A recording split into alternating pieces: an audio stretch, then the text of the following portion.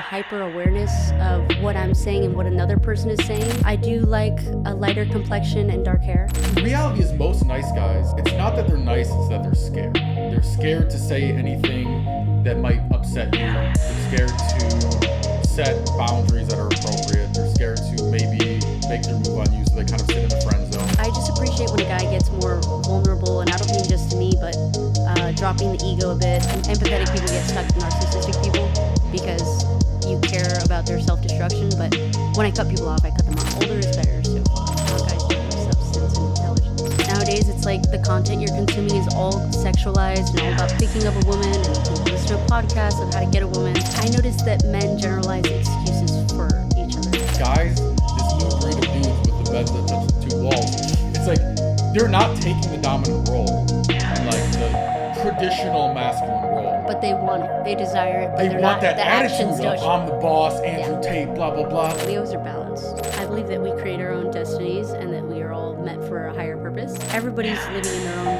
delusion. A lot of people talk about positive mindset when really they're masking emotional avoidance.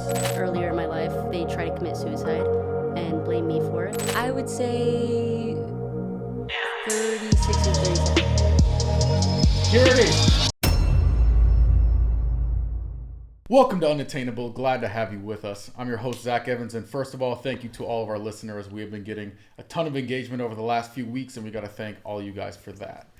Today, we got a special guest on the show. This is Karinne. Karinne, why don't you go ahead, introduce yourself to the audience, name, what you do, and your star sign. Hello, audience. My name is Karinne. I do performance poetry, modeling, and I own a chocolate-covered strawberry business. My star/zodiac sign, never heard anyone say star sign before, is a Leo. Leo. Yeah, yes. Oh, gosh. I've had two relationships with Leos, and oh yeah, they never end well. No, what happened? They're very fun. Just we are fun. Bad for my mental health, you know. Okay, what's your sign? What do you think? Taurus. No. Okay, I'm a Pisces. Virgo. Oh, Pisces. I don't meet a lot of Pisces. I don't identify as a Pisces. What do you identify as? Probably an Aries. Okay. Wait, that's so annoying. Pisces are crybabies. Like, okay, they're all Aries. so crybabies. Well, everything's so hard. I'm emotional. Why would you say that about yourself? That's what I'm saying. I don't identify as a Pisces. Okay. That's why I'm an Aries. Yeah. Okay. And what's so good about an Aries that you have to identify as an Aries? Warrior, the warrior sign. Oh, is it? Get shit done. Okay. You wake up, you chop some wood in your backyard and fucking man shit. Why not identify as a warrior instead of like changing your sign? Because it's another thing. Okay. It's a Pisces thing. Do you have toxic red flags? That's... Being a Leo. Okay. I wasn't sure what you were going to say. Being a woman. They're all toxic. I was like, oh no. Being a Leo, I mean, can I answer it without the being a Leo? I'm going to answer it that way. Go for it. Toxic red flags. No one's ever asked me that question. I think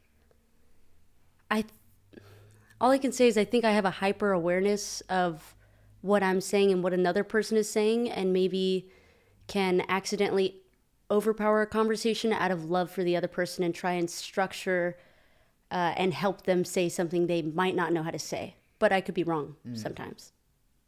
It doesn't sound toxic at all. Okay. That's all I can think of. Sounds like a green flag. It's like when you're like, what's your biggest weakness? I'm just too caring. Is that what I just said? Yeah, okay, that's great. By the way, I don't judge. Funny. I used to be very toxic back in my villain era. Yeah. Okay, what's your villain era? With those eyes. I'm recovering fuckboy. Oh my god. So now I'm very shine romantic, but back in the day. Okay. But to be fair, I was a professional fuckboy, not like these amateur Gen Z fuckboys that you see nowadays that have fucking a bed that touches two walls. Like, it's like, do you not know what a nightstand is? I'm trying like, to visualize. Sounds fine. My God.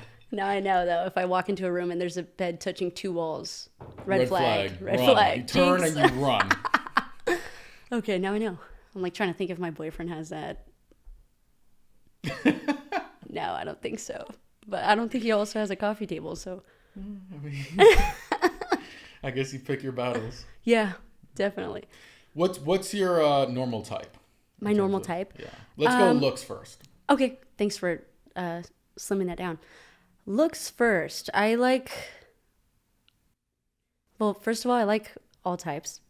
But if I were to get specific, I'm open to like, I like pretty guys, of course, but I'm very into like them just having a good heart. There has to be a physical attraction as well, but a motive and a passion and a goal is what I'm attracted to mostly.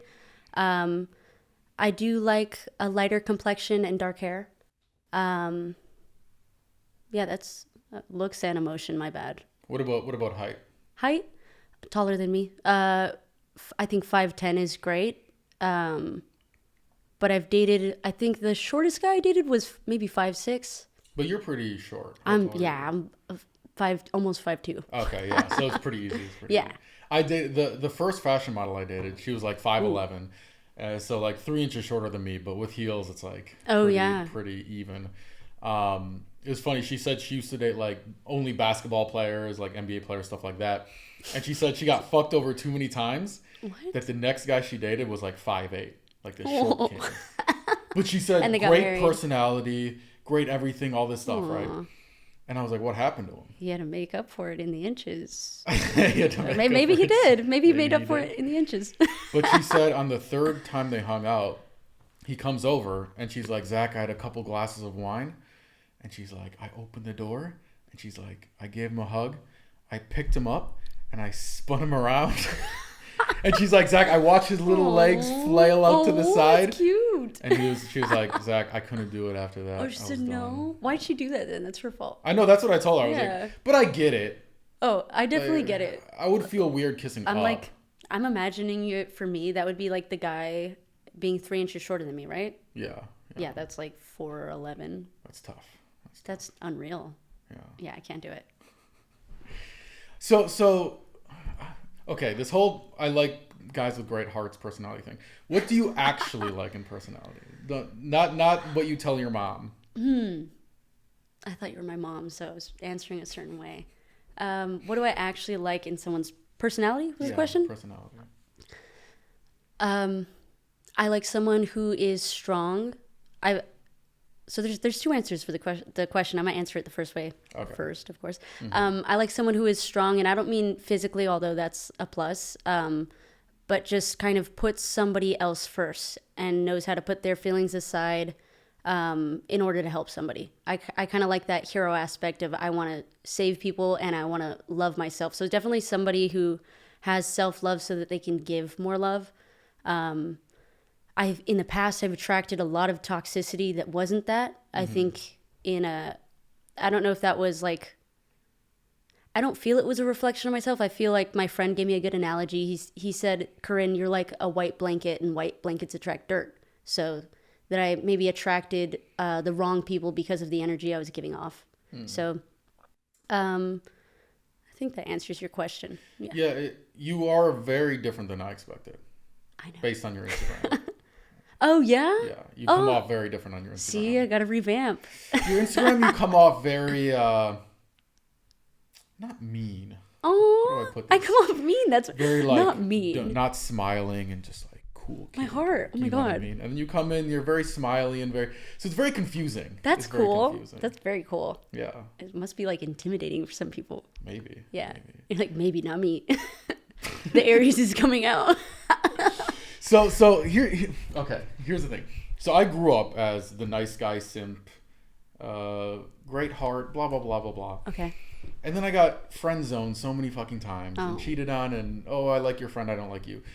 That I transitioned into the biggest fuckboy, asshole, sociopath, narcissist that you could.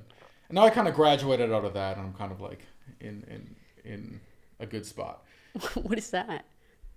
I like to think of it like there's like three phases. There's like the caterpillar, right? Mm-hmm. So you're the nice guy. And then just girls don't like you because girls don't like nice guys. Mm. And then you get into the fuckboy phase, right? And then you develop this confidence because you know how to talk. You know how to kind of play the game.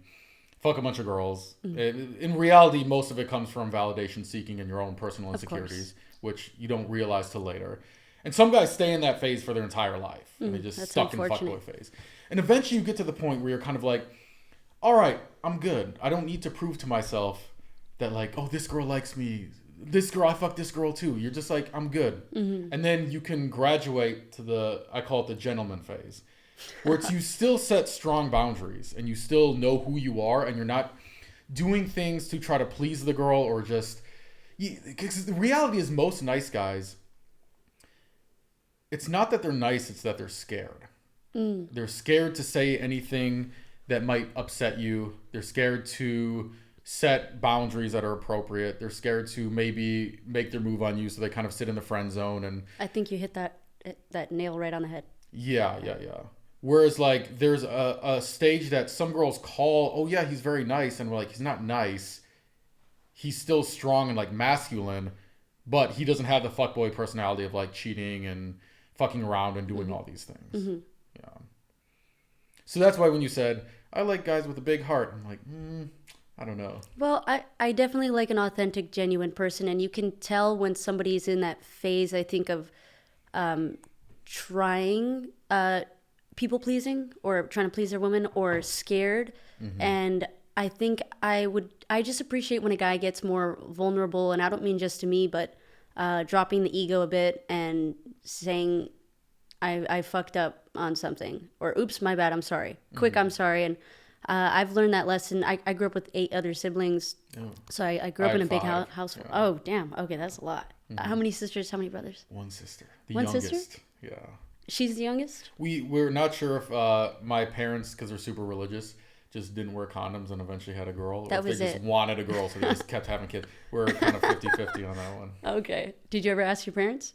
Yeah, they won't tell us. Oh, really? Yeah. Oh, because you They guys just were, say, you guys we were love all of you. None of you were mistakes. I'm like, bullshit. We know what that is. That's you were all accidents. Yeah. Exactly. Like every single one of us was an accident. We just had you guys. Exactly. My mom said we were all planned. I was like, okay, Mom, 9 kids planned. You're like, sure. I get the it. master plan drawn up from the start. Yeah. Wait, I'm gonna put on my jacket because cold. It's so hot in here. Oh, gotcha. Yeah, I'm cold. Interesting. So grew up with a big family. Yes. And what are you? Middle child, oldest? I'm the seventh in the pecking order. Yeah. Because usually the youngest children are the spoiled ones, and no work ethic, but you seem to not fall into that trap. Thank you. That's great. Yeah.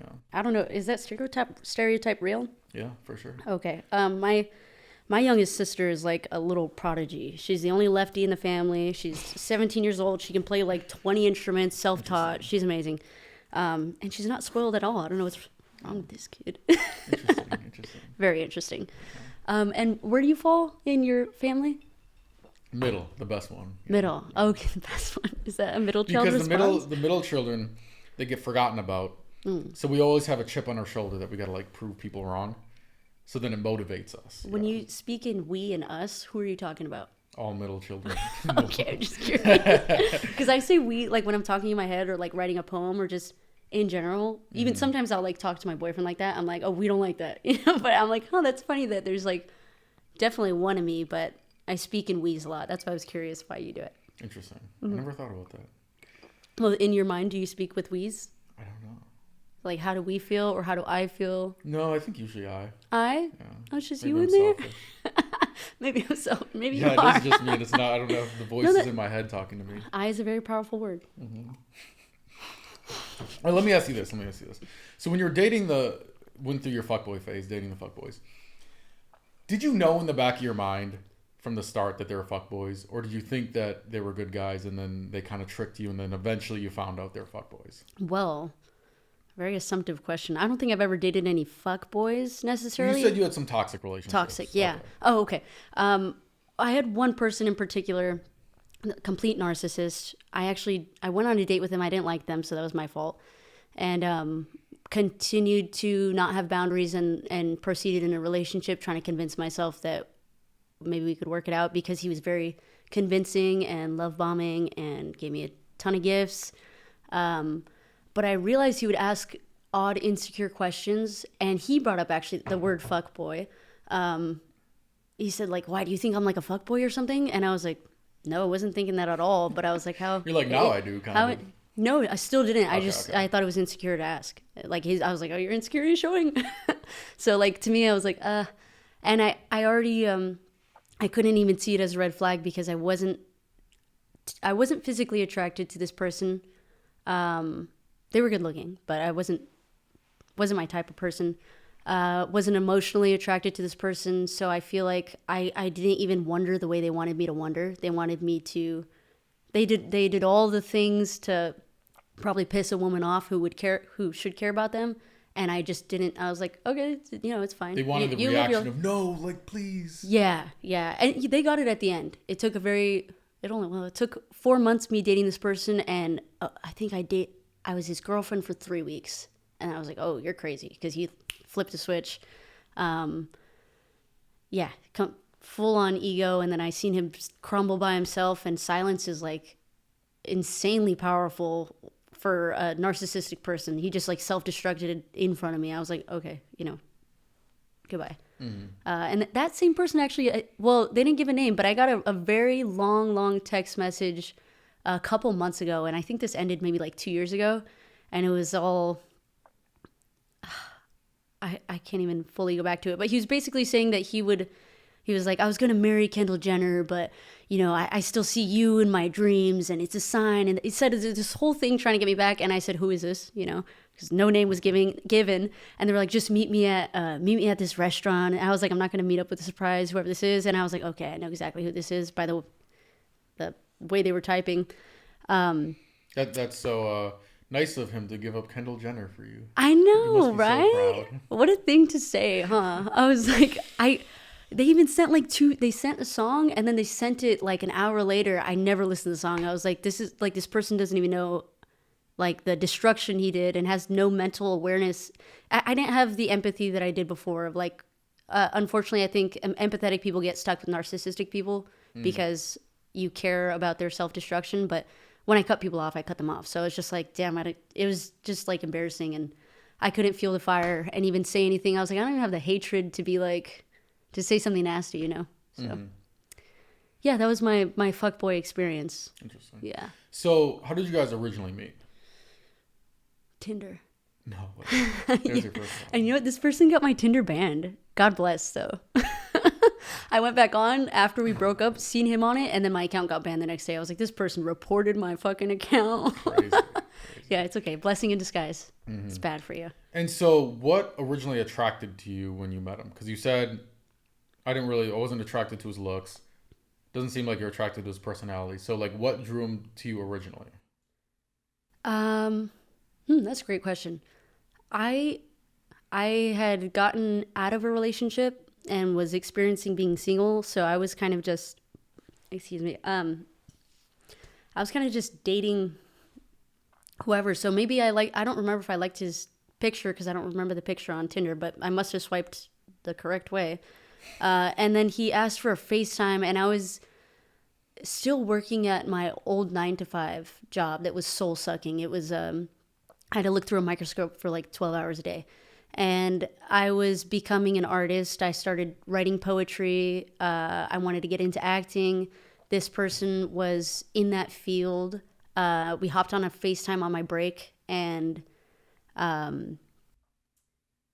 they asked me on a date, but they were very charismatic, I suppose. I think he was like, let me take you on a date. And I was like, sure. But I remember on the date, he talked like the whole time. And I don't know, maybe I said 2 sentences. And then even someone came up to talk to us who was in his ego too. But I was still being like nice. And then he talked bad about that person, and I was like, okay. And then on the second date, that person, which this is the love bombing, I was so naive, I wasn't used to it. He bought me like Gucci shoes on the second date. And I didn't even know like Gucci. I didn't know the brand and like how expensive they were. Like I was in the store like, you want to guess the price of the shoe? Like just like having fun. And then he was like, you want them? I was like, oh sure. Like, that'd be cool. And when we rung them up, I was like, $600 for these shoes that I don't know. Like, are you sure you want to get them? Kind of. So that was like the, I think my naive phase of like, just not knowing. I had it. It was all of it. Everything I've been through is a blessing in disguise. You learn from it. Of course. Yeah. But I'm still confused. Okay. Yes. Yeah. Okay. Sorry. So first date, this guy, you're not that attracted to him. He talks about himself the whole time. He's an asshole to some guy who comes up and talks to your table or whatever. So why the second date? Because most girls would have said, okay, this guy, I don't like this guy. He talks about himself the whole time. I'm going to ghost him and find another guy or, whatever. So second date, he actually talked rudely to somebody. So I guess why the third date. I think this person, I'm trying to recall, I think he was just very insistent. And now that I'm remembering back to that moment, I was seeing somebody for a bit. And I knew we weren't going to be together either, but I think I liked that person more than this person. And was transitioning out of I was like, okay, I'm going to date other people because this isn't going to go anywhere. So I think I was just kind of like, oh, I'll date whoever, and that was me lacking my value of my time, for one, and just my value of myself as a woman. And I've learned so much since then and in dating more people. So to answer your question, why the third date, I think I was just lacking in my own boundaries, my own values. I didn't know where I was even creatively. I wasn't a creator yet. Mm-hmm. And this person had something, was very I can get you in the industry and I could do this and that. And I was like, okay, cool. That's cool. We can hang out again. But it wasn't necessarily to get something from this person, but he was offering, let me help you. And I was like, okay, he's a nice guy. But yeah, that's it. That makes sense. Yeah. I get it. How old are you? You're very confusing. I'm very confusing. Yeah. I feel like I'm very descriptive. Now you have to guess my age. See, I would say mid-30s. Mid-30s. And personality, but you look like you're 19 with a fake ID. Huh. That's why I don't know what to talk about. Beautiful answer. You really saved it right there. Or doing Molly at Disneyland. It's very confusing. Okay, I'm not going to tell you my age till the end. Okay. Is it somewhere in the middle of those? Yes. Okay. Yeah. Well, what's the oldest and youngest you've dated? In comparison to your age. Okay. Well, the oldest I've dated is 9 years. Okay. 9 years older than me. And then the youngest I've dated does one date count? Or just actual, something kind of seeing serious? Each other for a while at least. I would say 2 years older than me. Gotcha. Yeah. Definitely the older is better so far. Yeah, there is something back when I worked in the modeling industry, we'd call it hot guy phase. And most new girls, if they came to the agency, always be dating some young hot guy, dangly earrings, six pack. They look like clones of each other. Literally, I'm like, wait, are you that one's boyfriend or that? It was confusing. They're the same person. Mm-hmm. But the crazy part is the most beautiful girls, when they were even by 21, 22, 23, they'd always be dating some normal looking dude. Right? Maybe dad bod, if you put on a brown shirt and dropped off your UPS package, you'd be like, okay, makes sense. But it would always be a guy who's actually extremely successful, ambitious, mm-hmm. and usually 10 years older. Okay. And my friends from Wisconsin didn't understand it. They're like, wait, this model is dating this dude? Mm-hmm. I'm like, yeah, but you don't get it. They went through hot guy phase.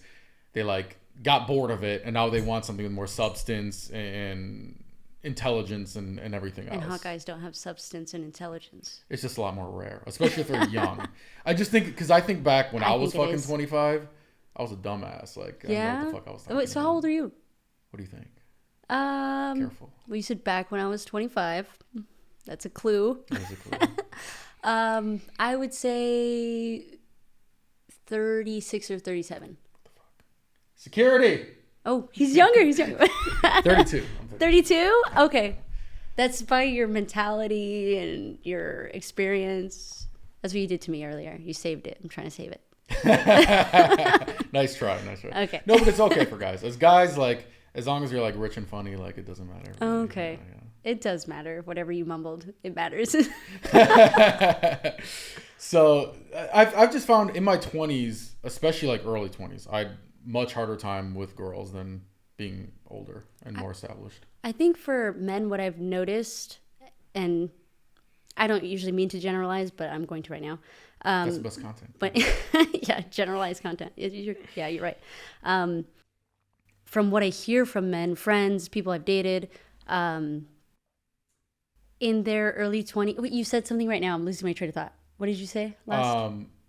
I get a lot more attention from girls now that I'm older and more established. Yeah, I think for men, especially with social media nowadays, it's the content you're consuming is all sexualized and all about picking up a woman, and you can listen to a podcast of how to get a woman or read several books. And I don't know for how long it's been that way, but it's it's a little discouraging for me to talk to men who generalize and say like, oh, well, men think this way. And I'm like, man, are you guys programmed because of social media to generalize each other and kind of be like, all like stick together with your excuses in a sense, I guess. Like, I noticed that men generalize excuses for each other.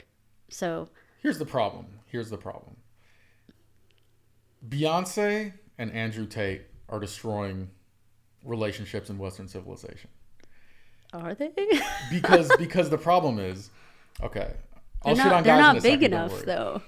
Okay. So Beyonce teaches everybody in every TikTok video on the girl side and every movie that you see, female empowerment. You got to be a boss bitch, make your own money, independent, strong, independent woman, right? Uh-huh. And I'm like, that's great. More power to you. You make your own money, good for you, right? But the problem is, what most girls do, at least in this bubble in Los Angeles, is they want this like boss bitch persona where they're like, I'm a boss, and have this attitude, but they don't want the boss bitch responsibility. And they don't want to work hard and wake up at 6 a.m. and, hey, something goes wrong and I'm the only one who can fix it and I need to like deal with problems, right? And then on the flip side, all these guys watch like 3 Andrew Tate videos. And they're like, I am the alpha. Yeah. Like, what are you the alpha? Your fucking video game team in your mom's basement? Like, you can't just proclaim yourself the boss. You actually have to like do the work and take the responsibility of being the boss. Right. So now we have these relationships where everybody's trying to act cool and like nobody's doing shit. And like nobody wants to actually fill the role. And then on top of that, what happens is because guys, this new breed of dudes with the beds that touch the 2 walls, it's like they're not taking the dominant role and like the traditional masculine role. But they want it. They desire it. But they want that attitude of I'm the boss, Andrew Tate, blah, blah, blah. Mm-hmm. So then the girl ends up taking the role because nobody else is. So she's planning dates and she's like doing all the thing the guy usually does. Then the guy feels emasculated and he gets mad at the girl when in reality he was never filling the role that needs to be filled, and it's kind of on him too. That sounds accurate. I would hate to be in that relationship, and I hope it's not the majority, because that sounds awful. And I think it's also like you're saying both sides aren't taking responsibility. I do think it's the woman's responsibility to set those boundaries and leave if the guy's not taking the masculine role, if that's what she desires. Mm-hmm. If she doesn't mind putting the pants on and planning the dates, then that's fine. Yeah. I just think a lot of girls are naturally, they would actually be happy in the feminine role. But because society's pushing everybody toward the dominant role, they're kind of stuck in the middle where like they feel like they should want the dominant role, but they're not really happy taking the dominant role. So then they end up in these relationships instead of finding a guy that's would take the dominant role and then being happy in the more feminine role. I see what you're saying. I think that, as you explained, there's a new breed of men, that there's a new breed of women, but there's not a label for it, and that there is something that sounds like a limbo, but I think that it needs to be accepted that, hey, I had a conversation with my boyfriend recently about moving into a new place and was talking about, hey, I'm a bit traditional in a sense, but I'm also modern. And I didn't even talk about a label, but I was like, here's what I like. Here's what I expect. And we had a great conversation. You know, he told me what he expected and agreed with what I was saying. And it did feel like a masculine feminine balance, and it probably wasn't fully traditional and fully modern, but it was a conversation, and I don't know if there's a word for that yet. Mm-hmm. So what are your personal boundaries for relationships? What kind of relationships do you enjoy? I enjoy adventurous relationships. I enjoy learning, building something together. Definitely laughing. You have to make me laugh, and vice versa. Or just like pretend to laugh. Either way, it's cool. Like make me feel fun. Yeah, I do want an emotional connection, which I find with most men has been, well, not most men actually. Some relationships have been hard emotionally. Others, I think I accidentally, who I was before, gave off maybe a more logical side for a woman. And I think the men were expecting me to be emotional and got upset that I wasn't. But they were insecure as well. So, in my opinion. Yeah, I forgot your question. I think I answered it though. Yeah, no, you did. Okay, cool. I wanted to close up with the question, be professional. Yeah, you are like a weird mix of like, you seem very empathetic and you seem like you do have a kind heart. Oh, thank you. But then you talk very logically. Like you talk in a very like you're a scientist balanced, or something, that's all. You know? Leos are balanced. Yeah, sure. Yeah. Okay. What do you Never balance heard the that toxic one. with? You balance it with something else. Are Leo women toxic that you've experienced? Yes, of so course. maybe it's I've only dated 2 Leo women. Okay. But yeah, both How many of them are women have you toxic. dated? I mean, define dated. Okay, sorry. Full relationship. Like 5. Oh, okay. You know, have you heard the 3 loves theory? No, I want to hear it. Okay, so everybody supposedly has 3 loves in their life. Mm-hmm. First one is like puppy love. It's like, it's not really real love. It's just the first person that you kind of dated and gave you those emotions. Okay. Then second love is like your toxic love. You learn a lot from it. A lot of emotions, but not stability. And then the third love is like your soulmate. Oh. I've already done all 3 of mine, so I guess I'm fucked. Oh my god, my heart. That sucks. But maybe I have to just do them all again. Like, I don't know if I have to do them all in order now. Yeah, you have to go on your little mission and journey again. Maybe. How old were the women you dated? In like, I mean, the first proportion to your one age? was like high school relationship. Oh, okay. Cheat on me, blah, blah, blah, blah. Oh. But that was like 3.5 years. Next one, the toxic one, she was 25 at the time. And how old were you at the time? 28. Okay. And then most recent one was 26. Okay. Yeah. Usually my kind of wheelhouse is like 23 to 26. The last time I dated a 19-year-old, it was just like kind of getting over that phase. You know? I can't even I don't know. I can't have 19-year-old girlfriends. I don't think. It's a different vibe. It's a different vibe, yeah. I took her to a networking event. I was like, yeah, it's a very classy thing, blah, blah, blah. And she What shows did you up wear? in like a rainbow dress with like the sequins. And she has like glitter all over her face. She looked like fucking Hello Pony. Hello Pony? Hello Kitty. My Little Pony? My Little Pony. Yeah. She looked like a My Little Pony. I'm like Your introducing to age people is like, showing. hey, this is my girlfriend. It's like embarrassing, you know? It's just like, Oh, man. and she was fun. She was put fun. on too much glitter, bro. She almost got me arrested for animal cruelty. I wonder though. if I've been there. Really? Yeah. What did you do? Oh my god. What did you do wrong? It wasn't even my fault, actually. Yeah. It was for my fake dog. You sound like a perfect criminal. It wasn't even my fault. It wasn't actually. it, actually. So, okay, we were going to Six Flags, right? Oh my god. And my car was in the shop. So we took her dad's red Camaro, right? Okay. And first of all, she's the worst driver I've ever experienced. Oh. Honestly, we didn't even have to go to Six Flags. The ride over was probably scarier than like any of the coasters at Six Flags. It was But bad. no line. Yeah. So we're talking in the car and we're talking, oh, where's the craziest place you had sex? Like that kind of thing. Mm-hmm. And she's like, I've never had car sex before, actually. I've always really wanted to. And that's how I knew her parents My were rich. ass. Oh, Yeah. okay. So then she's like, let's do it at Six Flags. Like in the parking lot, we'll find a spot. And I'm like, no, like car sex is for teenagers, criminals, and poor people. Like, I like, my bed is like nice and soft. I'm an adult. I don't have car Sounds pretty sex. hot. So we get to Six Flags and she's like, come on, let's do it. I'm like, babe, I'm a master, by the way, at Six Flags. I'm like, we have an hour-and-a-half window to hit Superman, Twisted Colossus, and X2. I'm a Otherwise, master too. even with Fast Pass, it's like hour-and-a-half wait. Yep. And then we have to wait in line with the civilians who, you know, pick their nose and play 20 questions. Oh my I'm a God. seal. That's I'm it. a lion. I was like, that's exactly the game I play. I play 21 Oh, questions. Jesus. Do you even know how to play it? Of course. Okay. It's a great game.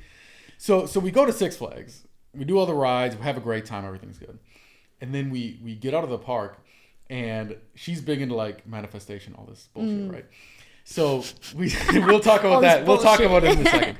Okay, great. And our car, it was the weirdest thing. It was like there's other cars in the parking lot, but there's a good like 30 like foot radius where all the other cars had left. And on top of that, the street light above the car was like out, so it was like really dark like, by our car. Sex spot. The And she's employees like- were like, it's time, bro. Turn off the light. She was literally like, Zach, the universe is manifesting us to have sex. Scary response. And then she was like, if we don't give the universe what it wants, we're gonna get bad karma. What? I'm like, I don't want to get bad karma, so like we have to do it now, I guess. So I go in the front seat. I'd won her this stuffed animal. I put it in between my ribs and the center console so I don't bruise my ribs like last time. And she starts like riding me or whatever, and she has her hand on the shifter, and she's kind of like pushing off for like leverage. And we're like hooking up, and all of a sudden I just hear this, and I was like, she was like, oh fuck. And she had broken the shifter where it was just like sliding back and forth, but it wasn't catching anything. So the car was stuck in park.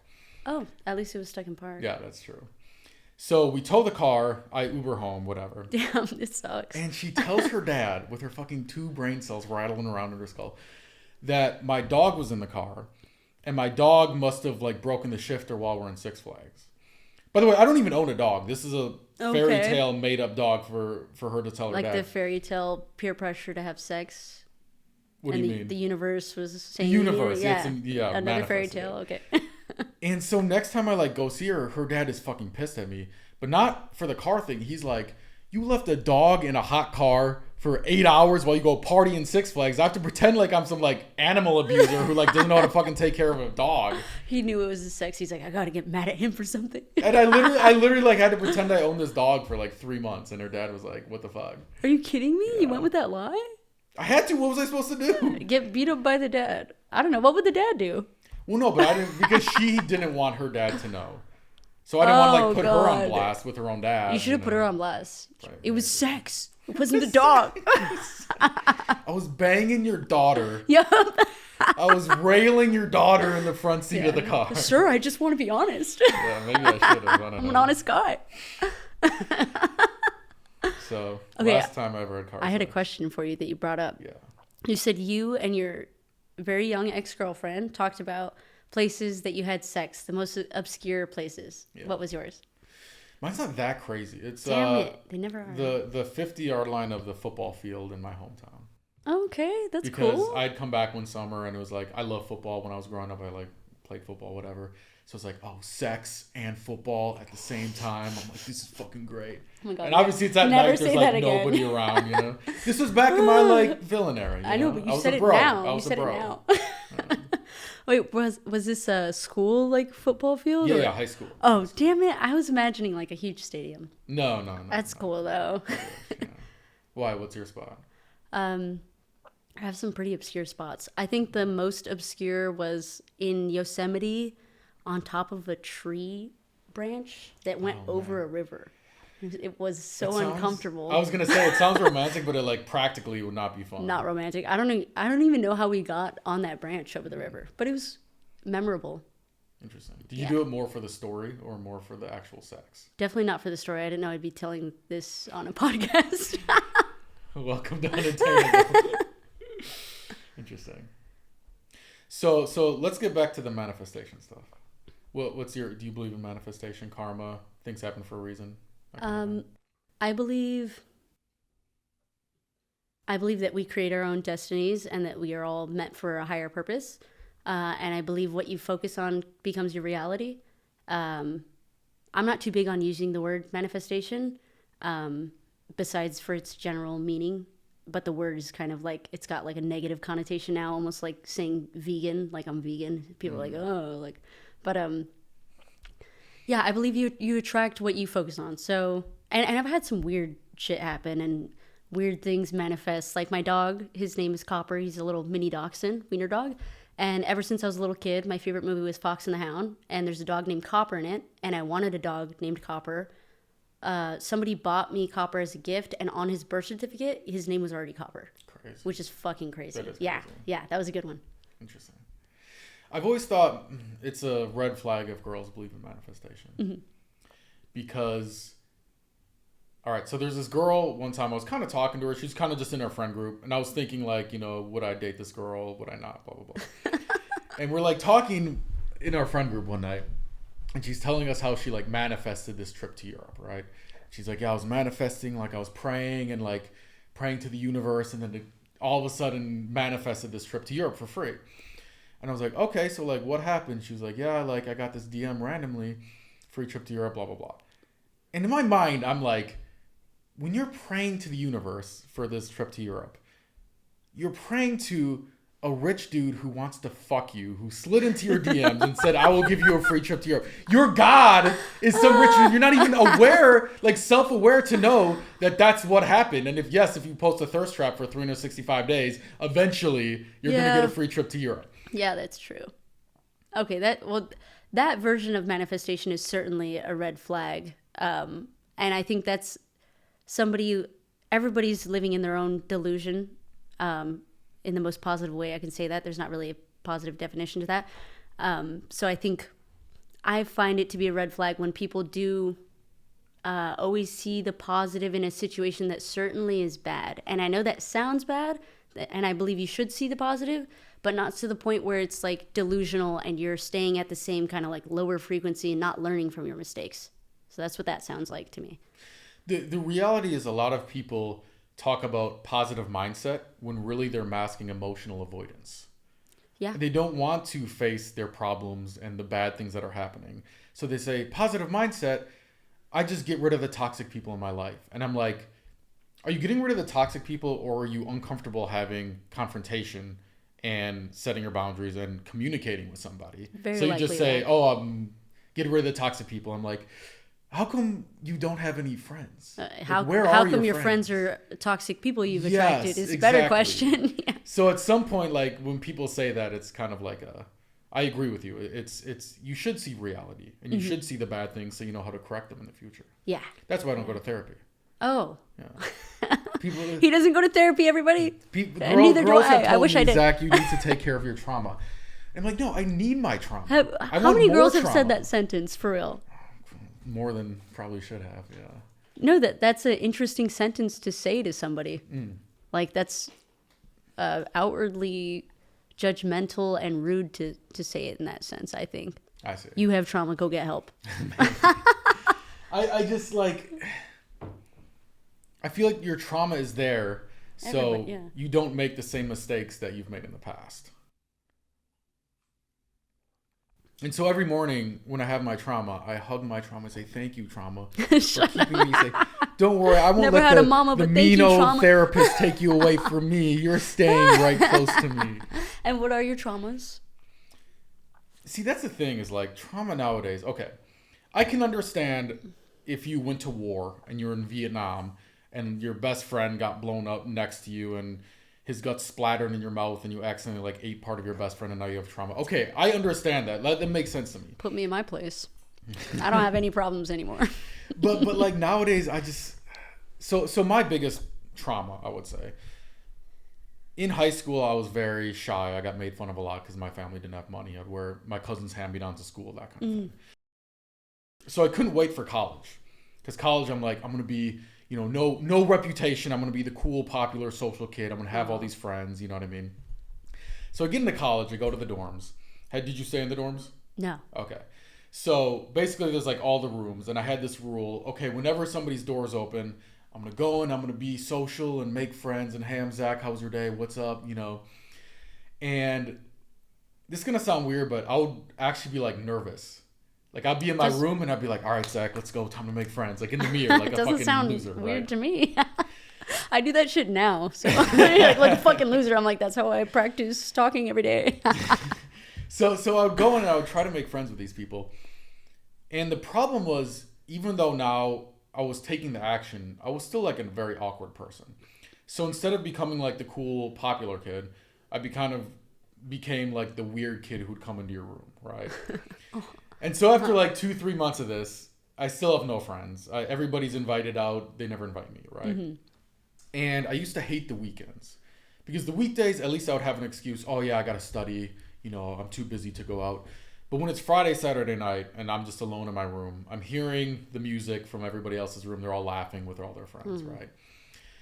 And the worst part was my dorm room was on one end of the hallway.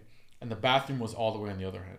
So if I had to go to the bathroom, I would have to walk past, and I didn't want people to see me, right? Walk through the party you didn't get invited to. Yeah. And I would literally, I didn't want people to know I was a loser, so I'd, walk really fast to go to the bathroom. So one night, it's, dead winter. I go to the bathroom, and as I'm coming back, there's, an open door, right? And I hear someone in the room, and they're like, oh, does anybody know that Zach kid? And so I stop, because I want to know what they say. And then someone else in the room was like, he's like, yeah, he's super weird. Nobody likes him. And I don't know why the fuck that shit hurt. It's like, who cares? Like, random people, who cares what they think? But for some reason, that shit just, like, really fucking hit me. That would hit me, too. And so then what happened is I was kind of trapped out of my room because I didn't want to walk past them for them to see me, you know? So in the basement of the dorms, they would have, like, pool table, ping pong table. And in the back corner, they had the piano room. And it was just, like, this little closet. You open it up, there's, like, a little upright piano. So I just went in there. I just played the one song I knew on piano for like 5 hours till like 1,000 miles. No, it was Apologize. Oh. It's too late. Oh yeah, okay. Yeah, so perfect for your emotions, you know. Yeah. And so then every day after class, I would go down to that piano room because I hated being in my dorm room. It made me think of like what happened, and I would just play. But then like ironically, that's like what became my passion. I switched my major to music. Now I make a living off my piano YouTube channel. So it's kind of like. Maybe things do happen for a reason in a weird way. Oh, definitely. And usually it's induced by pain. And luckily for you, there was a piano down there and you knew how to play one song to get your emotions out. Because I think, to generalize again, most men don't have an outlet, even a creative outlet for their emotions, and they keep them in. So God bless that you were able to go down there and like play your little heart out and knew Apologize out of all the songs. Yeah, but that's why I say like when people say like trauma and these things, right? It's like some people have told me like, oh, well, those guys were assholes, like, fuck them. And I'm like, no, like, those people that were mean to me were just being honest. That's the reality. I was a very awkward person. I didn't have good confidence. And that trauma led me to develop my confidence because I needed to, like, work hard and, like, put in all these things. So I'm like, I feel like trauma's good. It is. Like, I've tried to tell people that too. Okay. So trauma has such like a negative connotation to it. And I feel like I always, I don't know who I ask, but I do tend to say, is there a good version of trauma? Is there a good word for it or like a positive definition? Because I feel like so many traumas have gotten me to where I am today. Mm-hmm. So I completely agree with you. Mm-hmm. And that guy wasn't being honest. He was being judgmental. And he was an asshole. Hopefully he grew out of it. Mm-hmm. That's it. It is what it is. You know? It is what it is. But yeah, that's why I'm like, I don't want to go to therapy because like, what if they like take away my trauma and I'm just like happy all the time? Oh, like, okay. That'd be a shitty life, you know? I think about that.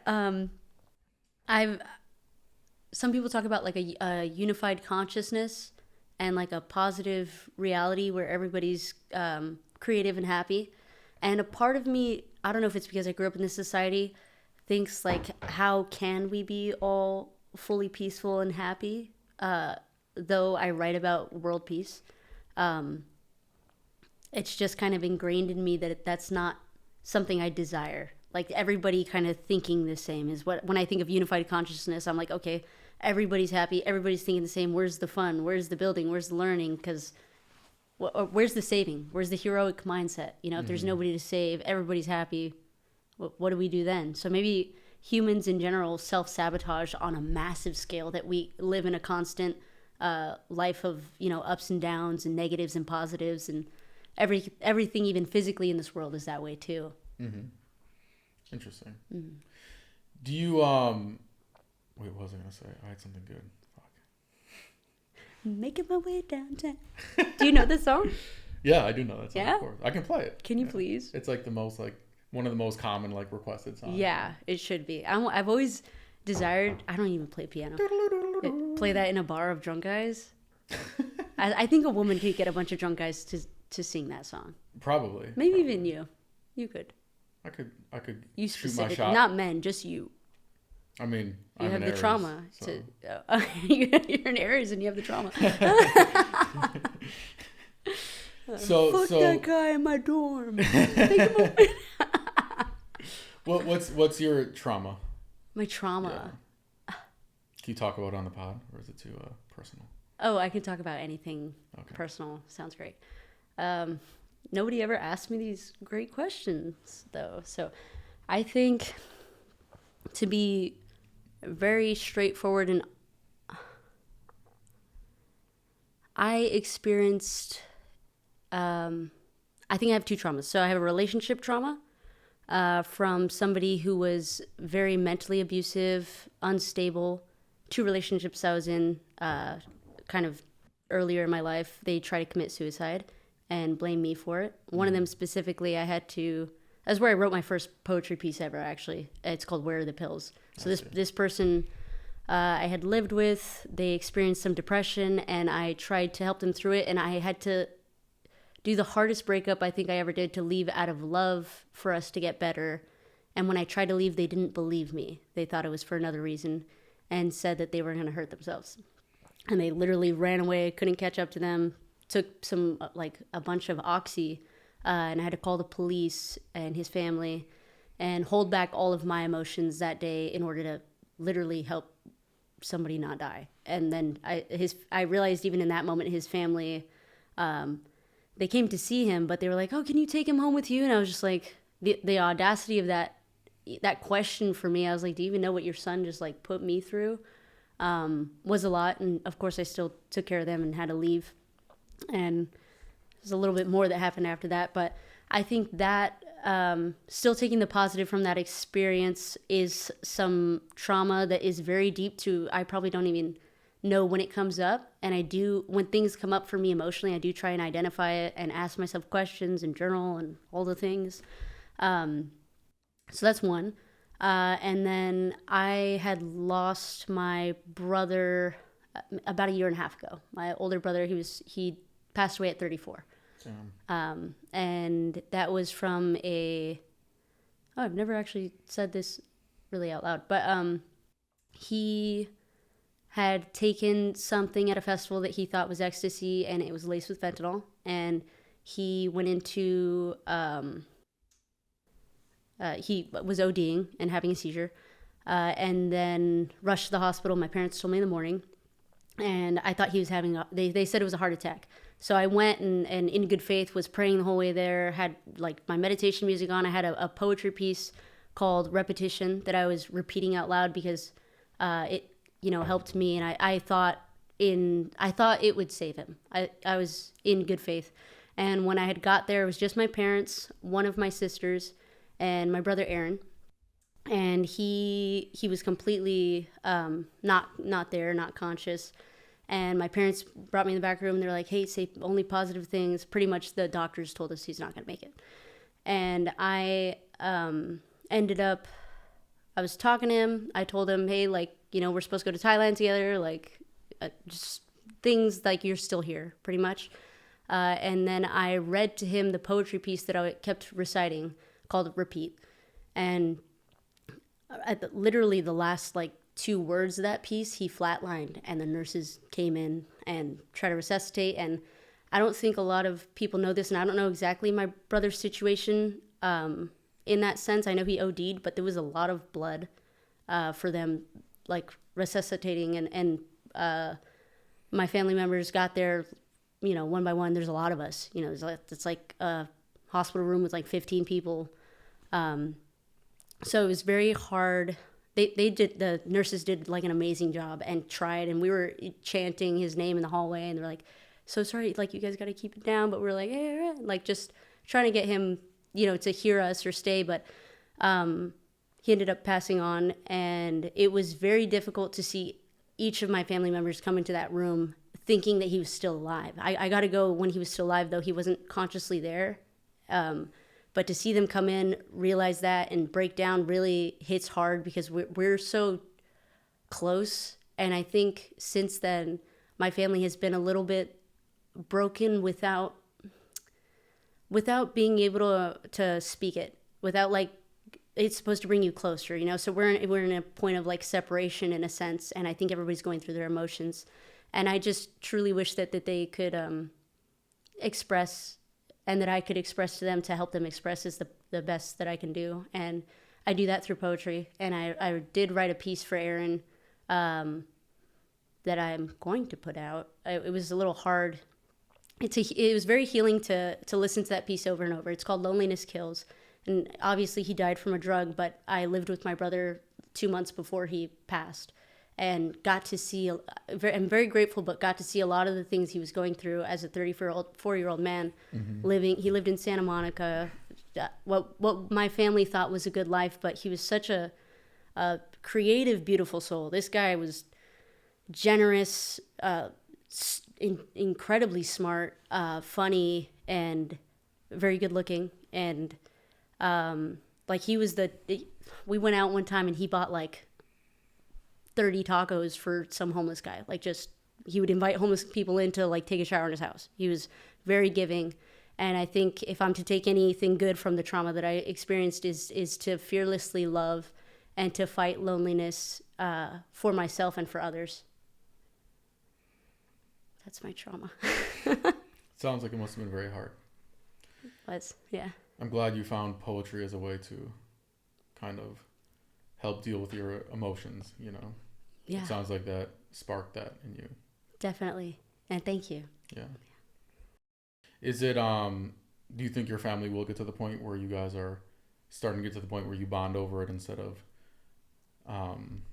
growing apart? I would love to delusionally say yes. Okay. I understand. Yeah. See, to me, that's like real trauma. You know, like that sounds like, I can't even imagine one of my siblings passing away. But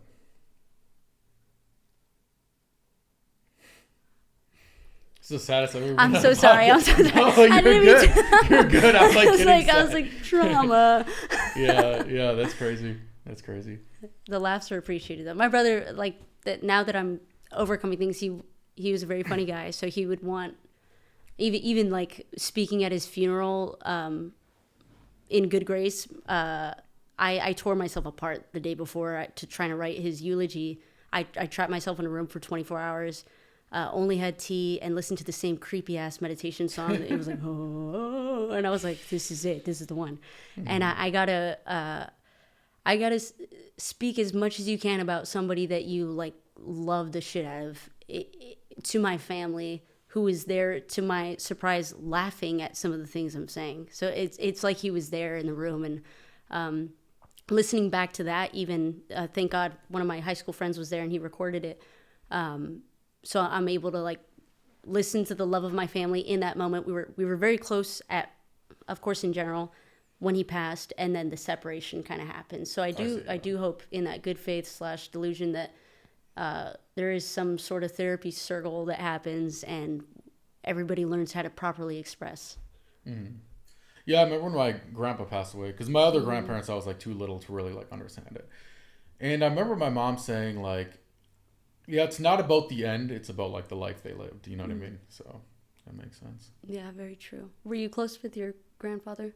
Yeah, that one was my first piano teacher. So oh, really? It was like a hard one. Yeah. No. Wait, when did he pass away? 3 years ago. Oh, very recent. Yeah. How did he? If you don't mind me asking, how did he pass away? Yeah, it was just health issues. He was 92 years old. So oh wow. Yeah, he was like definitely lived a good life and everything. You know. So. Did you get to see him perform anywhere? Oh yeah, for sure. Oh, so he was passionate about playing piano? Yeah, he'd play at like restaurants and stuff like that. Like there was like the Old Timers restaurant, and he'd like go in and like play for tips and stuff. That's cool. Yeah, it was fun. And then how did he get to teaching you? Just when I was little. Yeah, he obviously played piano, so he would like teach me when I was little. I quit in 5th grade because my friends at school called me gay for playing piano. Oh my God, how lame. Kids are villains. I can't. It is funny, like, looking back at it. It is gay. I'm just kidding. I mean. I'm joking. Take that out. Hey, I think we need a little bit more bowling in schools, you know? More bowling? Not like the physical bowling, but yeah, a little more like. I always thought I needed more bullying. Yeah. It makes you stronger, you know. Yeah, I got it later in life though. Do you do meditation? I do, and I'm trying to work on it more. I'm reading this book called The Miracle Morning. Have you heard of it? No. Okay. So main takeaway, there's an acronym that he uses called SAVERS, and it stands for silence, affirmations, visualization, exercise, reading, and scribing. Okay. And you allocate pretty much an hour of your time. You wake up an hour earlier than you normally do every day, whatever your schedule is, and you devote 10 minutes to each one, or you can do 30 minutes and devote 5 minutes to each one, or 1 minute to each one. But the point is to stay consistent with doing that. And he studied a bunch of successful people from the past. I wish that sentence sounded better. So some successful people from the past, Buddha or something. But all of them all of them had these 6 attributes, and he was like, why not? He was trying to figure out a formula. He's like, why not do all 6 in one? And he said at first he couldn't come up with the acronym because some words were different, like writing instead of scribing. And his wife had suggested, like, honey, why don't you look up synonyms for the words? And he came up with the word savers, and then he put life in front of it. So lifesavers, because that pretty much saved your life. I see. Yeah, but it's so far it's pretty cool. There's a whole chapter on meditation that I've read a lot of different books and listened to a lot of different podcasts, and some speak more than others. This book is good. That chapter didn't necessarily speak to me, but it is every time I read about meditation or something I like, it's a good callback, and I'm like, oh, maybe I need a little bit more of this in my life. I tried it. It's the most boring thing I ever did. Oh yeah? Well, define boring. Not fun. What do you mean? Excellent. What do you mean define boring? Excellent definition, sir. What do you mean? Opposite of fun. I learned about it. This was like before meditation was like popular. And I was going on this trip to Mexico, actually. Ooh, okay. It was my first time in Mexico. It was Mexico City. And my friend, she was like, oh yeah, we're staying at like the Airbnb. When you get here, just come in. We don't want to deal with the key and everything. I'll leave the door open, right? Okay. So I get to the house and like the gate's cracked open. So I go in the gate. There's a little walkway to the house. I'm like, yo, Vanessa, what's up? And it's just like silence in the thing. I'm like, what the fuck? And the door's cracked open. I'm like, Vanessa? Nothing, right? And I'm a little like worried because like someone had told me that like Mexico was like not safe. And like, you know, maybe somebody they know was right. Yeah. like, white guys coming, we're going to rob. I don't know what the fuck. You know, I'm like new to Mexico. And then I walk around the corner. I peer around. And there's just like these 7 girls just like staring at the wall like I Am Legend, like the zombies, like a zombie movie. And it like freaked me out. And I was like, Vanessa, what the fuck? And she's like, shh, we're meditating. Oh. And she told me she paid $2,000 one time to go on this like meditation retreat where you just go to somebody else's house and you just stare at their walls for like 7 days. Well, not just to be fair, like also they'd like go outside and like stare at the trees, and they'd like come in, stare at the table, like they just stare at shit. Can you like, market wall staring instead of meditation? I have a lot of walls I don't even use. A wall staring course. I would have done it for $1,000. Cut the price in half. You can use as many of my walls as you want. That's great. Yeah, that's excellent. What color was the wall? Just white. It was just a plain wall. You know. Okay. So, I don't know. I can't do it, but I love the way that story ended up. That was the climax, was meditation, and not like assault rifles or getting robbed. Mexico's not that bad. Yeah, I live to tell another day. So I got robbed in Mexico. Well, my boyfriend at the time got robbed, but his money's my money, so we got robbed. What do you mean his money's your money? I'm just kidding. I just said that. Oh. We drove. We had gone to San Diego, and I was like, let's get some really good tacos in Mexico. Like, let's eat in Mexico because it's right there. So we drove to Mexico, but what I didn't realize was you shouldn't drive like a nice car into Mexico. And we had like a brand new lowered Subaru that was all tricked out. And we drove in, and it's very loud. And we drove in for like 10 minutes, got tacos, and then we're on our way to, I don't even think we were going back yet, probably just driving to the next spot. And we see sirens in the rear view, and we got pulled over, and it was 2 female cops. And my boyfriend at the time was Mexican. He spoke Spanish, looked Latin. I don't speak much Spanish. Yo soy aprendiendo español, learning. Mi exnovia fue de Colombia, entonces me enseñó un poquito. Despacio. Unexpected Spanish. Okay. So they came up and they were kind of like harassing us, calling, I was surprised they were calling him a gringo, but I guess that's anybody just like from America, even if you're Mexican. So they were like gringo, like, and I didn't know what else they were saying. He was speaking back to them because he spoke Spanish. And they end up like leaning over in our car, and they pick up like a piece of tinfoil in the dash.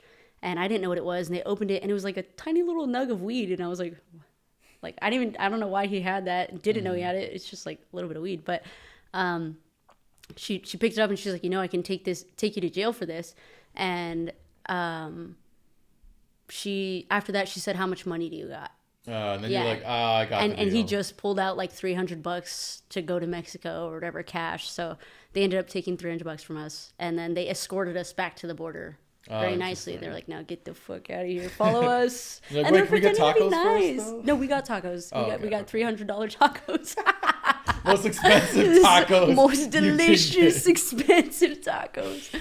That's hilarious. Yeah. Crazy. Well, we're about out of time. Got a couple rapid fire questions for you. Okay, let's go. Favorite food? Guacamole and chips. Interesting. Is it?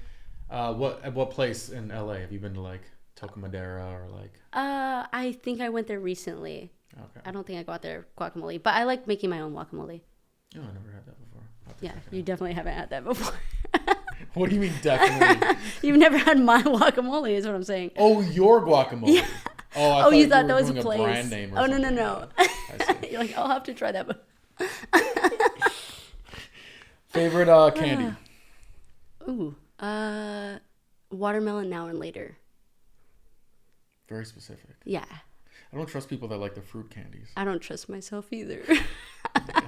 Dear Lord. Favorite first date spot or activity? Comedy club. Do you like the Comedy Store or Laugh Factory better? Comedy store. I like Comedy Store a lot. Yeah. Favorite next travel destination you haven't been to but you want to go to? Greece. Mykonos? Mykonos? Is that a city in Greece? Yeah. Yeah, Mykonos Mykonos. or Santorini. One of the I'm not two. sure what city. I just want to be there. I see. Mykonos is the one with like all the buildings are like white and the water is like super blue. It's like Probably there. bright I've blue. seen a lot of Instagram videos of that. Yeah. There you go. Well, this has been fun. We'll have to do a round 2 Yeah. sometime. Where can people find you on the internet? People can find me on the internet at Karinne.Cordova, spelled Karinne.Cordova, in case you were wondering. On Awesome. Instagram. Well, we'll have to do a round 2 sometime. Definitely. This was awesome. All right. Thank Thanks you. for watching.